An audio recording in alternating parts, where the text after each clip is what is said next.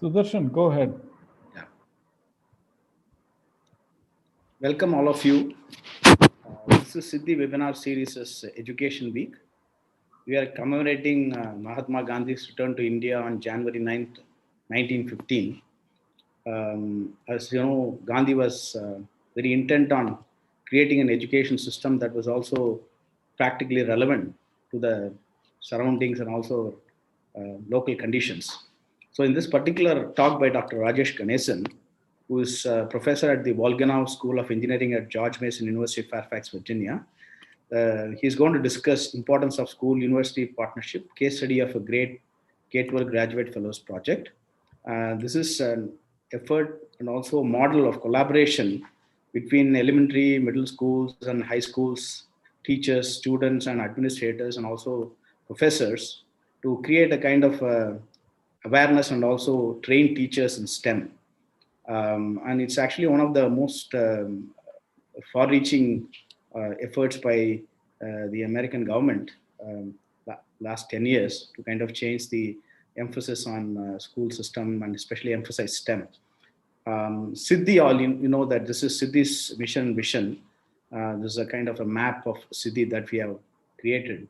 SIDDHI is actually about synergies, creating a synergy, a platform for discussing socially relevant technologies. We bring together academia, industry, experts, policymakers, officials, social entrepreneurs, NGOs, and the general public to create a kind of a platform to discuss, debate, and criticize various. So welcome back to the CCP webinar series.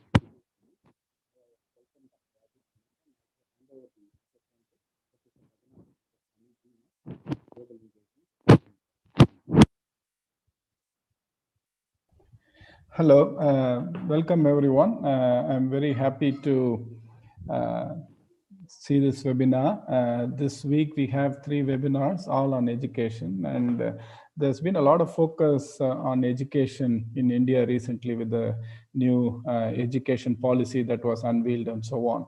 So one of the ideas of places like IITs would be to really contribute whatever we can to education, not only at undergraduate level, but all the way starting from high school and so on. So given that background, I think this webinar is a very interesting webinar where we can learn from how things are approached from this particular problems viewpoint in the West. So Dr. Rajesh, over to you. All right, thank you very much, Dr. Raghuram Sami. So to start with, first of all, I would like to thank the organizers of the event, Dr. Sudarshan Padmanabhan and his faculty and staff members, the Dean of Global Engagement, and the host institution, IIT Madras, and the audience that have taken the time to be a part of today's talk. So let me start, let me first share my screen before I proceed here. Let me take a moment to share my screen here. I hope it is now shared and you're able to see the title of my talk today. And it is also a great honor and a privilege to be part of the SIDDHI webinar series here, part of the Education Week, as the Dean mentioned, at IIT Madras. And I think this is such webinar series. I think it's a very important part of how we communicate each other's research. And this one particularly is, I'm very passionate about it only because it is an educational research that I've been engaged in for many years. I would say since 2002 when I was a PhD student. And as many of may not know that Dr. Sudarshan Padmanabhan was also pursuing his PhD at the same time that I was doing it, and we were actually roommates back then. So although we were in different fields, he was in philosophy, whereas I was in engineering. So that's the only difference. But then we were together for many years doing our PhD. So anyway, so thank you all for being here. And the next about, let's say, 35 to 40 minutes, my goal here is to share some experiences. So it's a very high level experience. I'd be very happy to share the reports. So this is about a 10-year project, essentially starting from about 2016 timeframe till about 2006 timeframe to about 2016 time frame. I would say about 10 years it lasted. As I said, prior to that, my experience in the same project, a very similar one, was back during my PhD time. At that time, I was engaged as a graduate student, but then once I became a faculty, I was able to obtain the same grant from the US funding agency called the National Science Foundation, which is a federal government's funding agency in Washington, DC. And they are the main sponsors of this program. And this whole thing started back then in year 2000. So I'll give you some background initially. So that's my goal first, is to give you a very high level background, followed by the main challenges in even starting a partnership like this. To start with, such partnerships were not that easily possible back then in the early, perhaps in the 80s and 90s, or maybe the importance was not given. But then as soon as the internet revolution happened and the need for more and more STEM folks happened, I think these partnerships became more and more relevant and also important. So that was one of the goals, to increase the nation's workforce in STEM by each country. I think those who realized the importance, I think, went ahead with such programs. So I was one of the fortunate persons to get this grant from the US government. And before that, as I said, my PhD advisor got the grant, and at that time I was a graduate student. So anyway, so I'll give you the history of this and then a little background, followed by my own experiences with this and how important this is, and what are the benefits that I've seen so far. And finally, also challenges in sustaining it. It's not just enough to do a 10-year version of this, but how do we keep this going on? So that's kind of my layout of today's talk. So the title here, as you see, is Importance of School-University Partnership.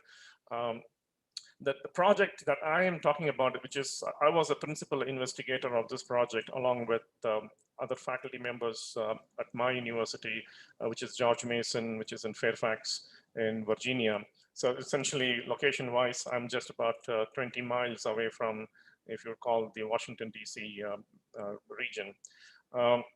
So my project was called Sunrise. I would say about 100 plus, close to 100 to 120 projects were funded by the US government during that period, starting from year 2000 till about 2010. And many of them lasted till about 2016, 2017. So that the total funding lasted for about 10 years, and then each project lasted anywhere from 6 to 7 years, sometimes a little more than that, up to 8 years. Okay, so please remember that my project name was Sunrise.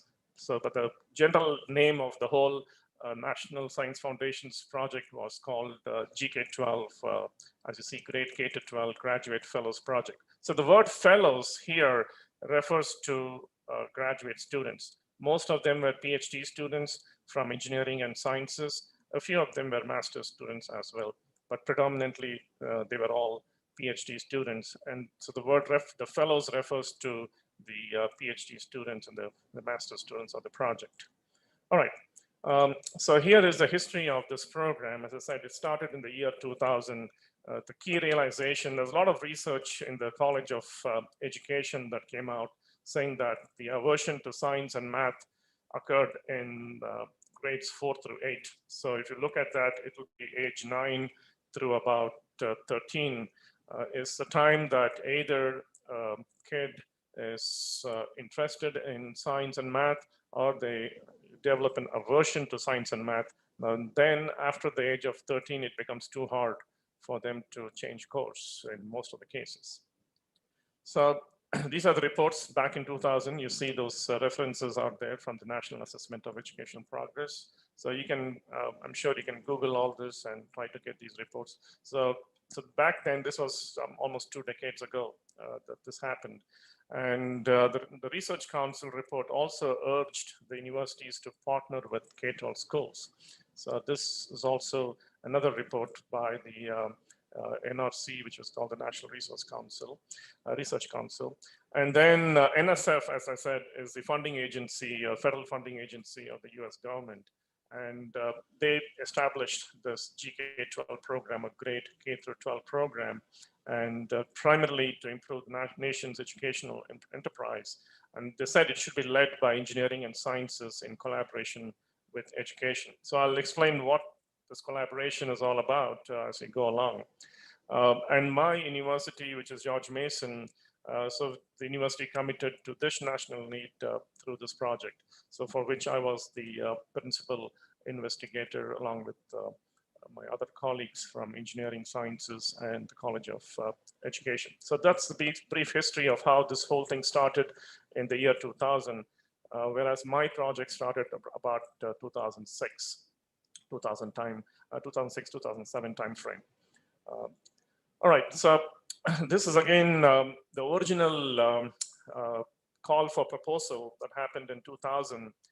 This was the motivation here, that they realized that graduate students, as we call them fellows in this part of talk, they can play a big role. They can contribute to the national effort to address challenging issues in K-12. And because remember, these students are from engineering and sciences, and they're all predominantly PhD students, so they have well-grounded in science and technology and as well as engineering. And they can be made to partner with K-12 teachers and work towards improving the content knowledge of science and mathematics that are taught in K-12 schools. So this was the idea that came about from the reports I showed you in the last slide.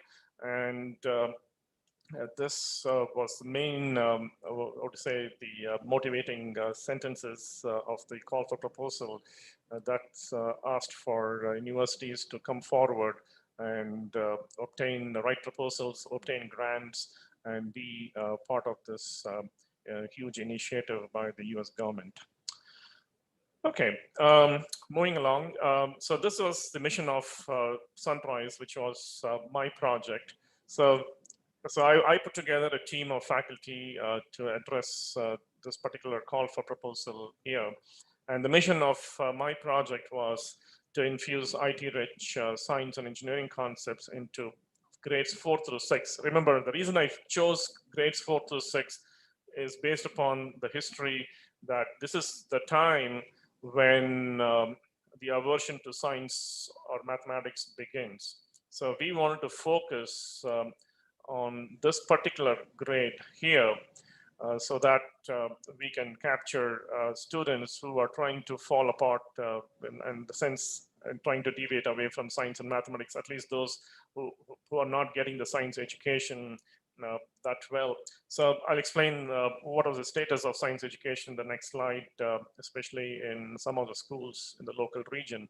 But this was the reason to pick this grade level first to address a focus on this project. And the idea is to potentially change the delivery of science instruction that was happening in the schools for grade 4 through 6, and also in turn have this long-term professional development of these students and teachers. So that was a goal. One side, we tried to improve the science instruction in the classrooms that will motivate more and more children towards science and math. On the other hand, we also improve or especially develop the professional qualities of fellows and teachers. So it was both sides, the two-sided benefit for doing this. And the impact that I have seen in the last 10 years, approximately, as I said, starting from 06, 07 timeframe till about 17, is that we funded over 40 students. So remember, all these predominantly were PhD students, probably 1 or 2 were masters. So it was all PhD students. And they all had a 2-year rotations in this program, and several teachers, or 200 teachers, were participant during those 10-year period, and several students that went through this program, about 4,000 plus students also were impacted by this program. So that's a brief background here. And the participants of my program, if you see here, GMU collaborators, obviously engineering was a lead, which was the lead unit, as they call it. I was a principal investigator. Then I had faculty from College of Science, from physics and mathematics departments. I had the College of Education as well as a participant here. Then it obviously involved students and research advisors of fellows. Remember, all these PhD students are not my students. So there were students that came from various research advisors. So, you also have to get the research advisors of these PhD students to also agree for these students to participate in this program. So they were also a part of this. We focused on 3 school divisions. Now, the Fairfax County Public School is one of the largest, probably the second largest in the whole US. I think the California system is perhaps slightly bigger. I think either the Bay Area, the San Francisco Bay Area, or the Los Angeles, one of them has a very large system. But Fairfax is perhaps the second largest school division in the entire US.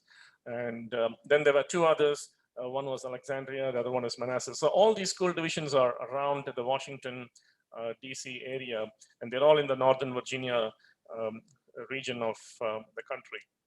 So technically, geographically, we are all in Virginia State, although we are all the suburb of Washington, D.C. As I say, if you think like this, think of Delhi, Noida, and Gurgaon. Noida in UP and Gurgaon in Haryana, but then Delhi is the capital city. So it's a very similar setup here. We're just outskirts of Washington, D.C. All right, so National Science Foundation, of course, they are the sponsors. They were involved in this. And then within the university, of course, from the top management, the administration, the provost office, the deans were involved. Of course, K-12 superintendents were involved. Each division, as you see above there, each one has a superintendent. And then, of course, the schools under them, the school principals. The final element here at the bottom, you see the project evaluator and a project manager. Now, this is a very important component of the project. I will talk about the project evaluation also in about 3-4 slides from now. So this is ideally the list of participants that we had. And as I already mentioned, we had more than 40 students participate and more than 200 plus teachers and 4,000 students go through this program. Okay, and this slide is about the demographic. So what type of schools that my project was focused on? If you look at this demography here, in Fairfax County, as I said, it's one of the second largest school divisions probably in the entire US, and with a very high percentage of minority students. Of course, as you know, the region is very cosmopolitan. There are immigrants from several countries in the Washington metro region, and many of them, of course, their English is the second language. It's not their mother tongue. So we focused on schools that did not meet the pass percentage. So there is a system called the adequate yearly progress, as you see on the second bullet here. This is a system that scores the school's performance. And we found there were many schools. So the idea here is a Fairfax County public school system. They have many schools under that, close to 2 lakh students in the entire division. And so many schools that were not doing very well, only because they were a very high minority population. Many of them were English language learners. So those were the type of schools that we focused our project on. And the Alexandria system, they have a very high percentage of African-American students and also Hispanic students. Then the third division you see at the bottom is the Manassas, excuse me, Park City schools. And there were also many students on reduced or free lunch, which means that the socioeconomic status of the families are much lower than the general population. And the school would provide them with either a reduced fee lunch, or they would give them free lunch, about 35% of their student population. And of course, another 35% were English language learners, which means that they're all first generation immigrants to the United States. So this was our composition of this type of schools that we worked with. And that's where we found that the science learning and the mathematics too, both of them were really not up to the mark. And we really wanted to improve the delivery of science instruction in these schools. All right, so that comes to the end of my background here as to what type of schools we dealt with and how long the program lasted and the mission of my program. So what I'm going to do next is, if you have read the abstract, you might note that there were 3 learning outcomes of this talk. So the first learning outcome that I'm going to talk about here is challenges in establishing this partnership. This being a new program, even for the US government, which started in 2000, so there are issues. It's not that easy to just go into the school system and say that we are going to work with you. So they are usually quite apprehensive at the beginning as to why is this university trying to come into the school division all of a sudden. So you need this buy-in from the school district superintendents, school principals, and the teachers to allow these graduate students to be in the classroom with the teachers. So, instead of having a more of an authoritative tone, which doesn't work, we felt that it has to be a more of a collaborative tone. The university's goal is not to fix the flaws of the school system. We know that the school system has issues.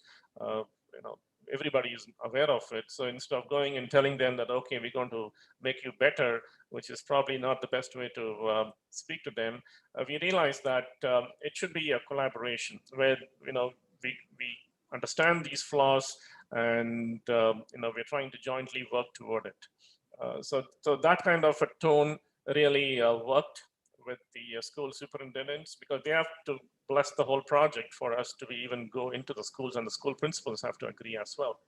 Because this is new for them. It is not that if somebody has been coming in. Of course, schools are used to getting guest speakers, but this program is going to be for a whole year or more, and a student is going to be with the teacher every single day of the week. So these are not 1 week type of models here. This is a sustained model of interaction between a teacher and a student for an entire academic year, perhaps multiple academic years. So we really needed this buy-in.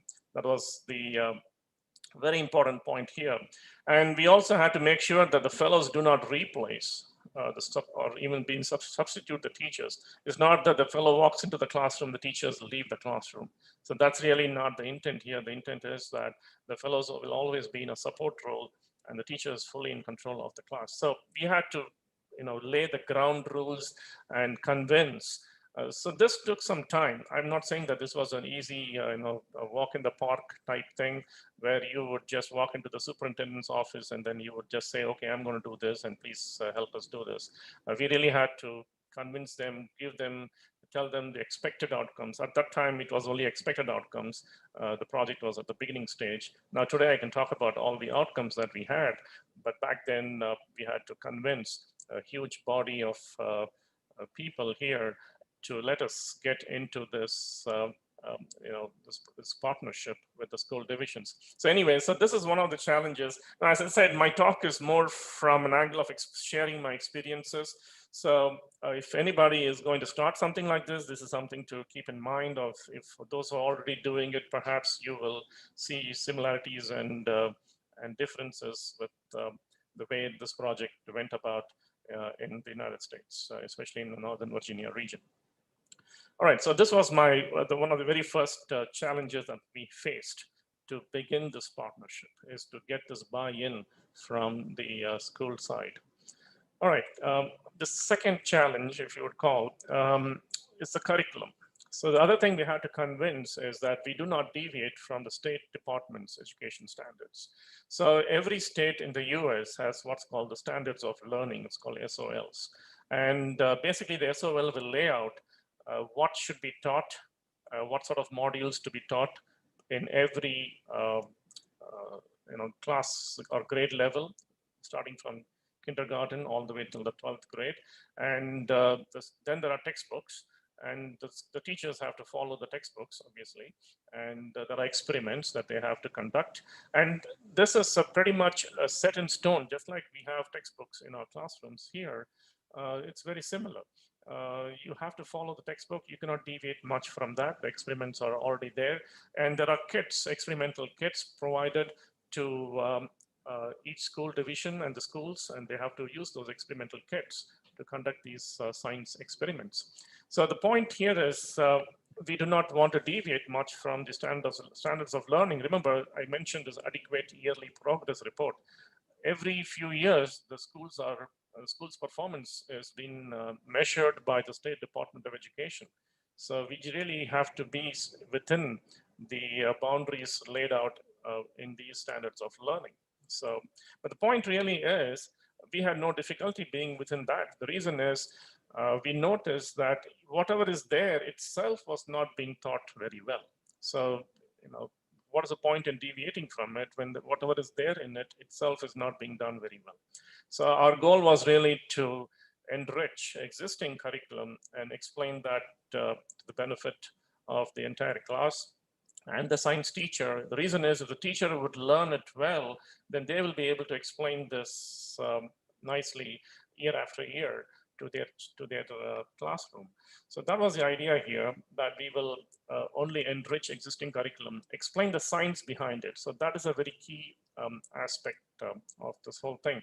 We notice that when experiments are being done, the time runs out and they are unable to complete the experiment, or they do the experiment but they do not discuss the science behind it. And there could be multiple reasons. Either there's no time, or the teacher was not having the content knowledge to explain the science behind the experiment. And so there could be multiple reasons why this happens. Now you might question, why can't the science teacher explain the science? But you have to remember the US system is a little different. Till the elementary grades of up to grade 5 and 6, many schools have one teacher teach all subjects. It's only after they enter grade number 6 and 7 and above that you have a teacher for physics, you have a teacher for chemistry, and so on. But the US model is such that till about the elementary level, in many schools, one teacher will teach multiple subjects. So imagine as English teacher teaching science. So there you go. You may not have the kind of science experience than learning from a science teacher who's teaching science, but that person may not be very good in teaching English. So you have these kind of issues in the US, especially in the elementary grades, especially the grades 4 to 6, where the aversion happens. So especially if you have a poor science teacher, then perhaps the kids don't learn much of science and they may also develop an aversion to it. So that was really happening across many school divisions in the US, and including the divisions that I worked with, we noticed that some of the teachers did not have the qualifications to teach science, especially at the elementary level, which is a very critical age when this aversion happens.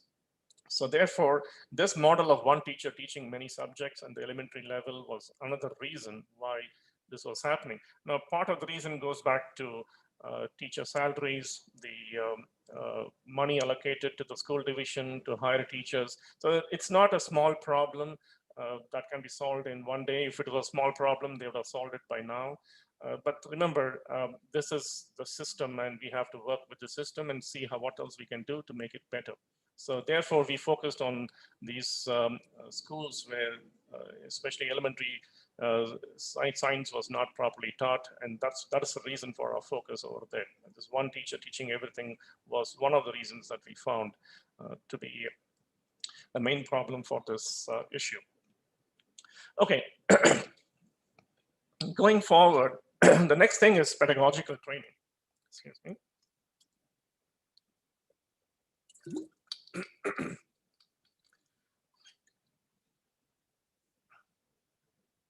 In pedagogical training, what we see here is the fellows are coming from engineering and science. So they don't have this training. As you see, teachers have a license to teach because they go through a 2-year licensing program.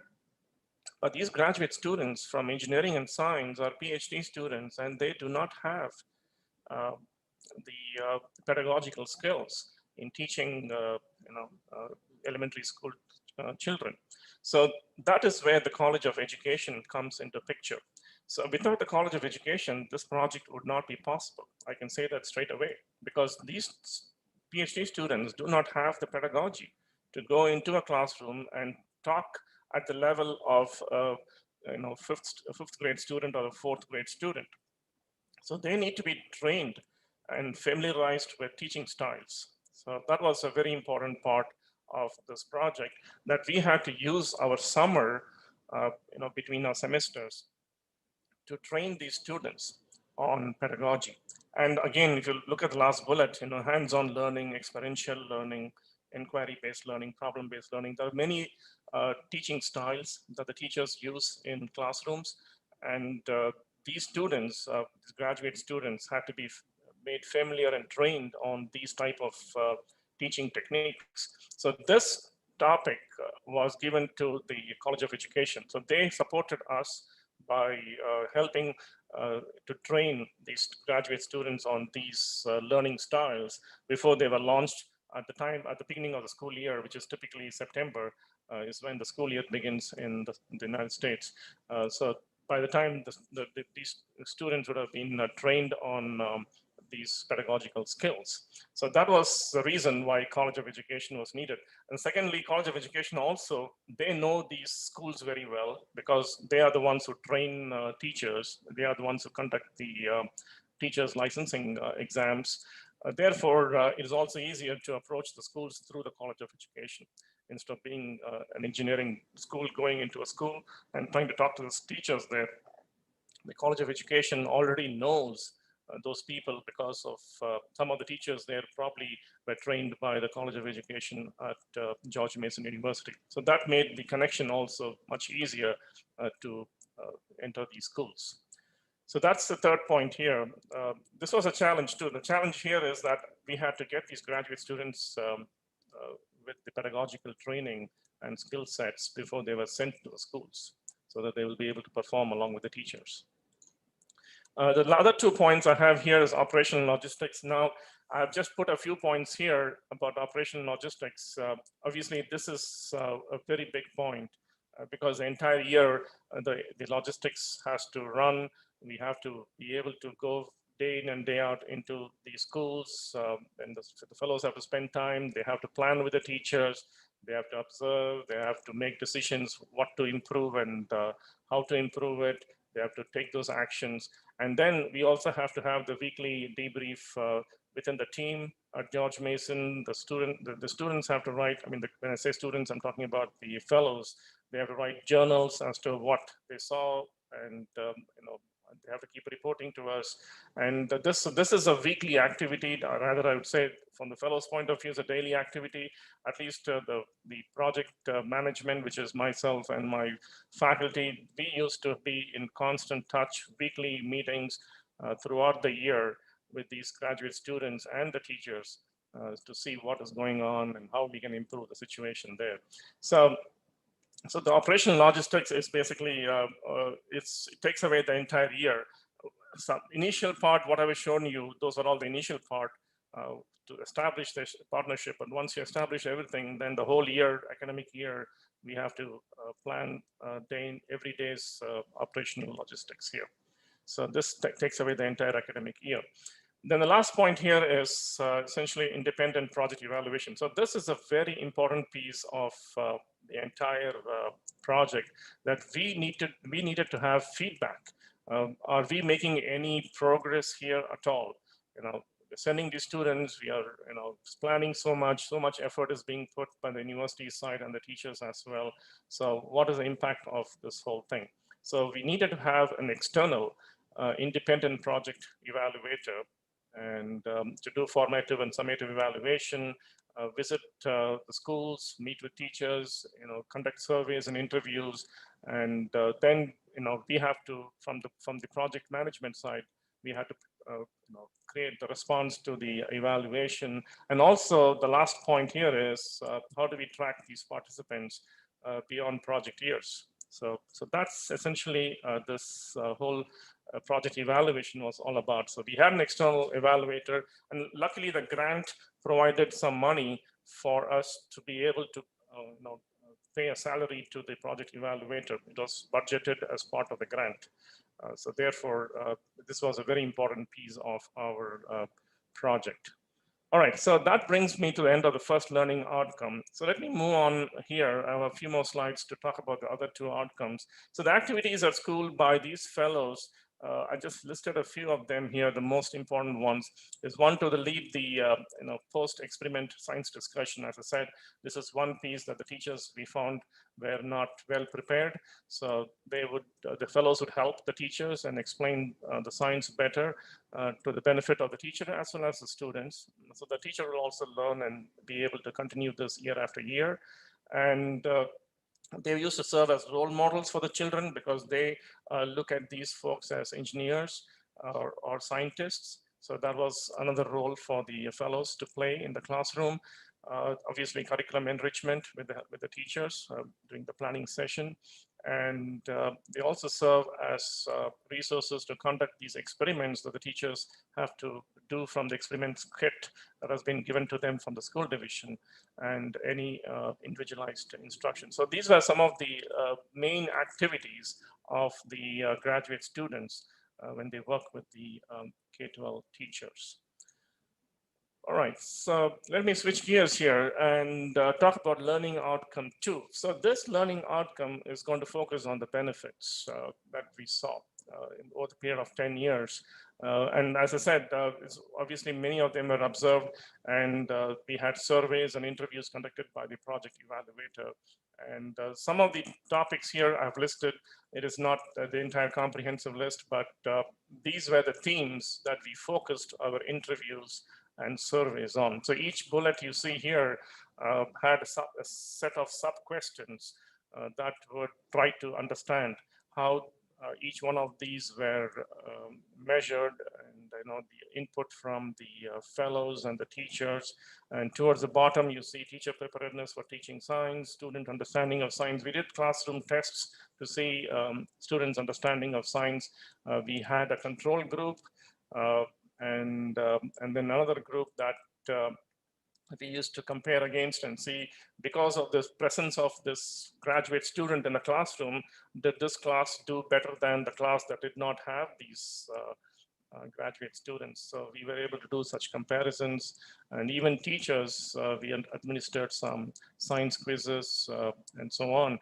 So of course, all of them were anonymous, but we knew who the control group was, so we were able to understand this. So again, these are all part of the details in the reports that we generated. If anyone is interested to send me an email, I'll be happy to share the reports with more details of these. But anyway, these are the main themes of our surveys and interviews to understand whether we are making an impact at all through this project.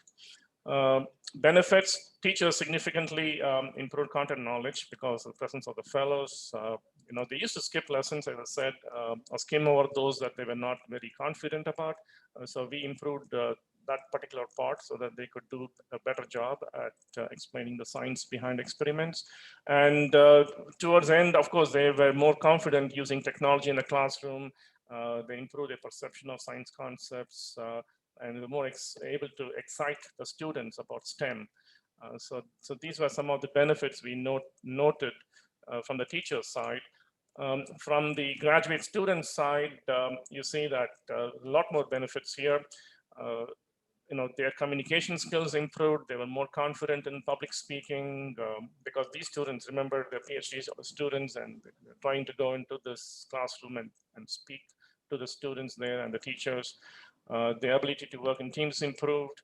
And generally, the second bullet is talking about, they gained a lot of experience in developing innovative hands-on and teaching materials. They deepened knowledge about science and the cultural diversity in these schools. Now, some of these graduate students came from schools that were not that diverse, whereas the schools we worked with were so culturally diverse. As I said, a lot of immigrants population were there in the DC metro area. So therefore, they became more familiar with these environments. And towards the end, we also noticed that it impacted their own research too, because they were trying to explain their research to a 5th grade student. Sometimes, students will ask them, what do you do? at George Mason. So now they have to explain their PhD research in very simple sentences to a 5th grade student. So that helped them to more deeply discover their own research. So that was the another benefit we noted here. And last bullet here, they felt a greater sense of social responsibility. And I think many of them I'm still in contact with. I think they're all like lifelong ambassadors of this kind of program that they had benefited from. So I'm sure they are also able to encourage these programs wherever they are. Some of them entered academia, some of them went into the industry, but they do remember that this program was hugely beneficial for where they are today. The last benefit, of course, to the university, it allowed the university to be more nationally recognized as a leader in infusing STEM into K-12. This partnership really highlighted the university's name, and it transformed graduate education, especially for the students, the way their research and teaching skills were improved. Remember the pedagogy that has been taught by the College of Education, that really helped them to become very good teachers as well. Plus their own deep understanding of their own research that happened as they were trying to work with these schools and teachers and children. It also laid a foundation within the engineering school. A new K-12 outreach division was recently formed a few years ago, I would say. It just wasn't existing before. So that way, the Dean of Engineering also committed toward creating a K-12 outreach division. These are some of the, I would say, benefits of doing this partnership that highlighted the importance of this entire partnership here. So that's about my benefits here. The last learning outcome I have here is about institutionalization and sustainability.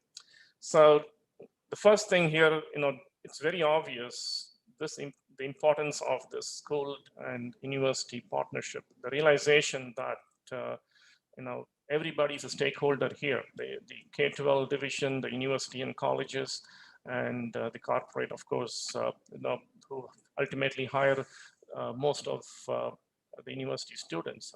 A few may go into academia, but majority land up in the industry.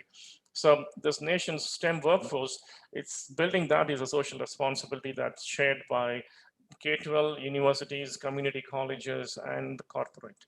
So everybody understands this.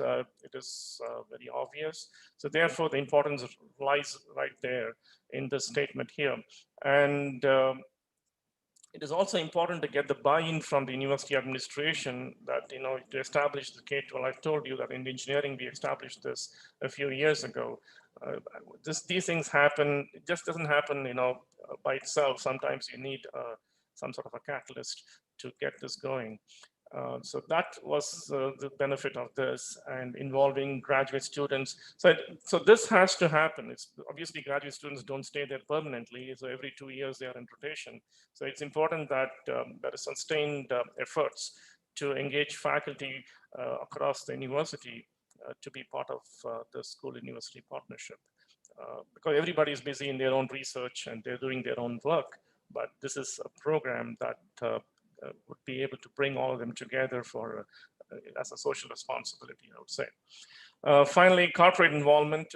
This is very easy if they collaborate with the university, because corporate also is the final beneficiary of this whole STEM workforce here. So the university can provide the research and pedagogical support, and corporations can fund, they can share their knowledge, they can be a source of industry speakers and so on. So it's very easy for corporate to be involved in K-12 outreach, particularly if they would collaborate with universities, it becomes even more easier. Otherwise, one day guest lecturing in a school, it's okay, it's good, but it has to be sustained, as I said. The program like this is a 1 year, and the entire academic year at school that the students are engaged in. So that provides a lot more impact than a one-day seminar given by, or a 1 hour seminar given by a corporate person in a classroom at the K-12 level. So while that's also important, but something like this, which is sustained, gives a lot more impact. Now, again, upon graduation, these students can be ambassadors of the program. And finally, funding is very important. It is important that such programs remember what the money we got from the US government is seed money. So seed money is to initiate the whole program, do a trial run for those 10 years and see the benefits of this. But then ultimately the government is not going to keep funding it. They're going to say, okay, now that you have obtained seed funding, you've seen the benefit, why don't you continue to do this on your own? So which means that it has to become a line item on the budget of the university, on the state government. My university is a public university, it's funded by the state of Virginia. So it has to become something like that. And corporate funding also should be there. That way, the advantages, corporate funding, remember, in the way our university works is faculty cannot go and ask for money from a corporate. It has to be done through the university's advancement and alumni outreach division. So obviously they are the ones who go after corporate funding, but then once the money comes in, it is important that a small piece of the pie is also shared for K-12 outreach activities. So these are things, dialogues that has to be happening at the administration level. It's not an easy thing because the money is always less than what is needed. So, but then it's all about how the importance is realized by the administration, and that has to be pushed towards doing this. So this would be the other challenge. So these are the three challenges, or rather learning outcomes that I wanted to talk today. Just a small fun fact here. I'm almost at the end of my talk. I had an opportunity to bring a group of my fellows to India in 2012. This was after about 5 years of my program. So the idea here was to provide these graduate students an opportunity to meet with faculty and peers and students, especially K-12 students, and then for them to see the global perspective of things. They've always been in the US. I don't think the ones that came with me, nobody except one of them had ever gone out of US all the way to India. They've traveled to Europe, of course, but many of them had not come all the way to India. So it was good to see a completely different environment, a learning environment here. So I had partnered with Miranda House, New Delhi. Dr. Jolly was a principal at the time. I think she's not the principal now. She's probably retired.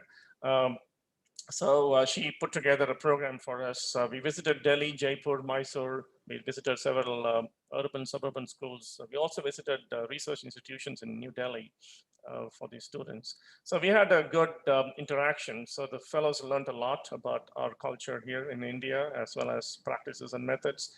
And it basically broadened their outlook of how education happens and how people live in other parts of the world. So it was a great learning experience for these graduate students, as well as those they met. They also learned from through these discussions from these students. Finally, this is my last slide here. So in summary, I would say it was a fantastic partnership between my university and the local school divisions.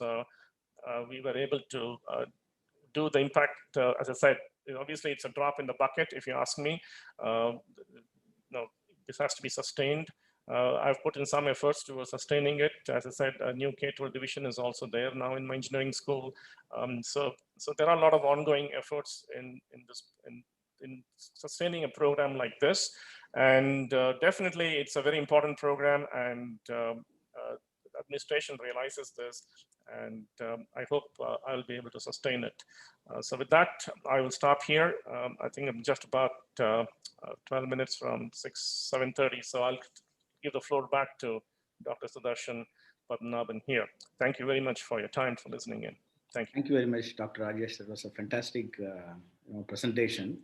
We have quite a few questions. So many of them are about pedagogy, curriculum development, and whether it will apply to India or developing nations. So can you throw some light in terms of whether it can be applied in India in terms of pedagogy, diversity? You mentioned many of these things that you also covered in the presentation. And also with respect to corporate funding, university initiatives, government initiatives, plus being part of the line item of the university or the government budget or all those things. So you have covered almost all the aspects of it. But can you kind of customize your response to the Indian conditions and realities? So from what I see, since I was also educated in India, so I came out from the DAV school in Gopalapuram in Chennai. Certainly, I would say many of this would apply. So I'll go back to my initial slide, which I would emphasize here is on the curriculum part. You know, that is a set curriculum. It is going to be very hard to change that. So as long as enrichment of the existing curriculum can be done, better explanation of the science, there could be kits that can be purchased and left behind with the school to be used year after year. So if there is a good buy-in, I think no matter where in the world, as I said, remember, this is only one of about 120 projects funded by the US government. There was a project, pretty much 3 or 4 projects in every state in the US, given all the 50 states out there. And many of them had international collaborations in Africa, in South America, as well as Europe. So therefore, like the one I came here for a month with my students, some of them did similar things in other countries too. So I think more or less from my final report that I noticed is this is doable as long as the local schools and the curriculum is kept as a boundary with a little bit of enrichment. You can add a little bit new stuff, but depending on time, permission, and that is possible here, I think it is still possible. Whether a US, where the comparison has to be done. If you really are talking about bringing US lessons, something from there into the Indian curriculum, then that obviously you have to look at the curriculum here, the curriculum there, and see what is taught in each grade level. That will be a fantastic comparison. I don't think we did that in that 1 month of our visit here. I don't think we compared the curriculum of a 4th grader in India versus a curriculum of a 4th grader in the US.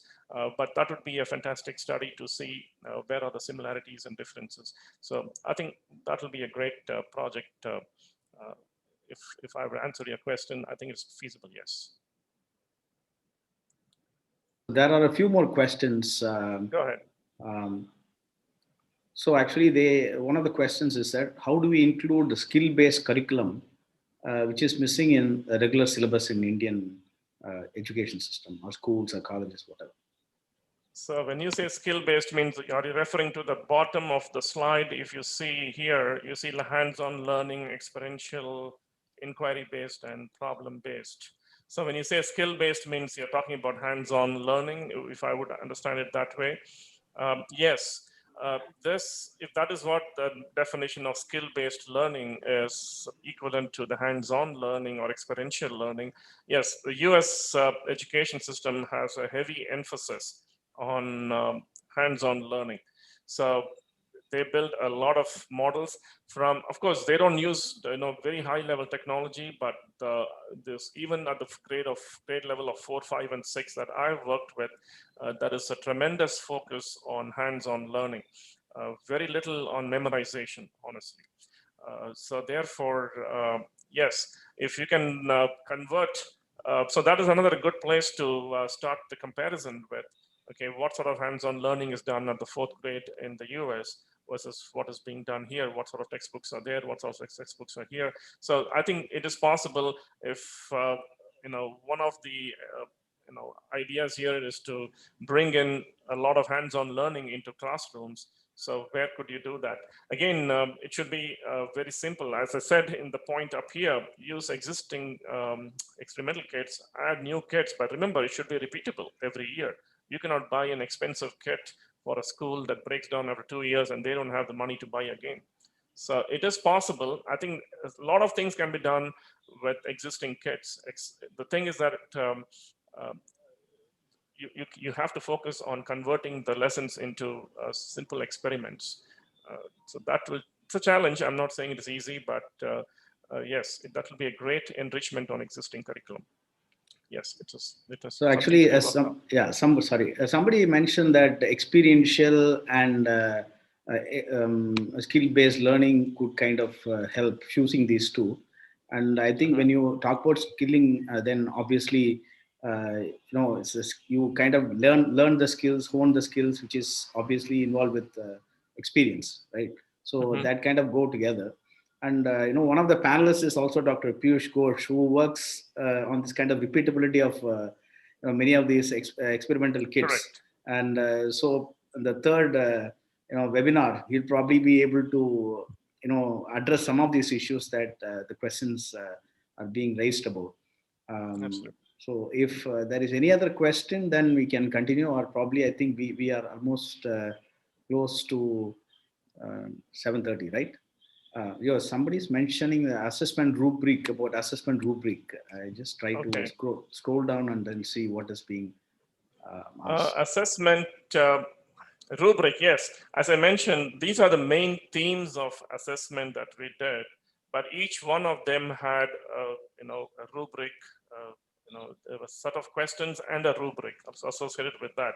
So if anybody's interested in the details, then I would be happy to share the questions behind each one of these points and what was the rubric that was used and what is the outcome that we observed in each one of them. So there's the high level points. So remember, each one has extensive surveys and interviews behind them, and the rubrics as well as the outcomes that we measure. The next question is about the size of the class, because an average size of the class in the US is different from the average size of the class in India. Correct. So the size of the class is typically a classroom is about 40 students. So if you take, let's say, grade 4 may have 4 sections or 5 sections in a school, and each one will have about anywhere between 25 to 40 students.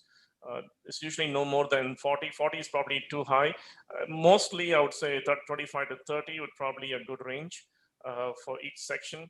And remember, it's also that the way schools are laid out in the US, you can't have, all schools are public schools. Now, for those who do not know, the school system is completely free in the US. So that is something that for those who did not know, all the way till the 12th standard, the public schools are free for every student. Of course, there are very, very few private schools. So in all the public schools, which means they're all part of the state education system, and they're all funded by the Department of Education through the governor's office. That's a system all over the US, and school education is absolutely free, no matter what the income level of the family is. Now, so having said that, yes, in all these schools, we should be, and obviously there's one thing, as I said, that many schools are lagging behind, so they need the help. So it is, so that's exactly what I was trying to come up with, is that it is possible to improve the education even if the schools are not doing very well, if there is a dedicated set of partnership here going on. Yeah. So thank you, Dr. Rajesh, for excellent webinar. We all enjoyed, and for those who actually want to hear this, it's already on YouTube, and we'll also upload it on our website, SIDDHI website. Now I request Professor Preeti Agalayam to give the word of thanks. Thank you, Sudarshan. It's a great pleasure to do this onerous task of thanking everyone with great happiness. First of all, Dr. Rajesh, it was really wonderful to listen to your ideas on how we need to see a partnership between schools and universities so that STEM education is more holistic.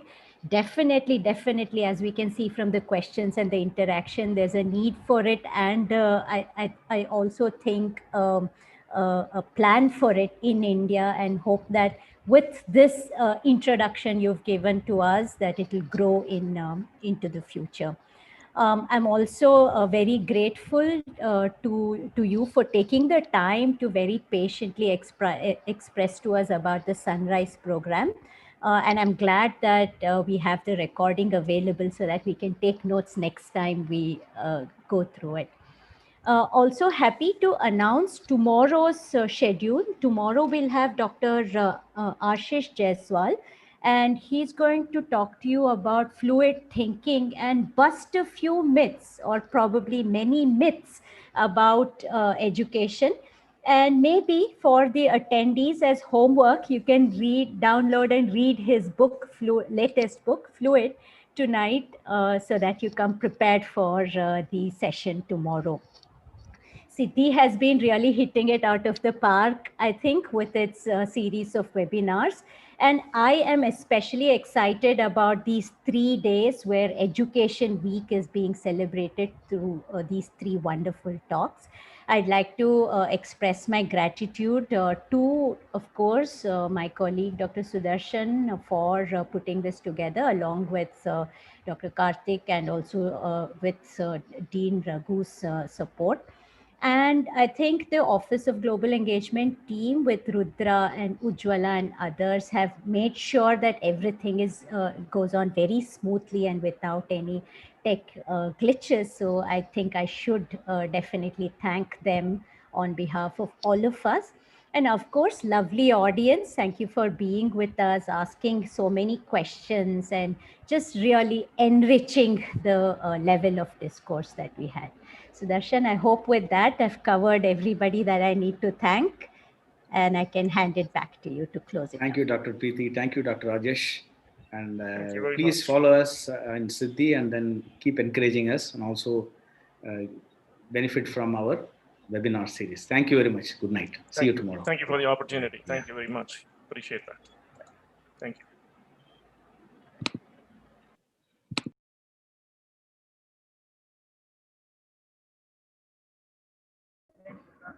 Thank you, Ms. Ujjwala. I think we can stop. Thanks, Arif. I think we can stop. Thank you. Thanks, everyone. Bye. Well, good show, guys. Rudra and everyone. Bye. Live stream can be stopped, right?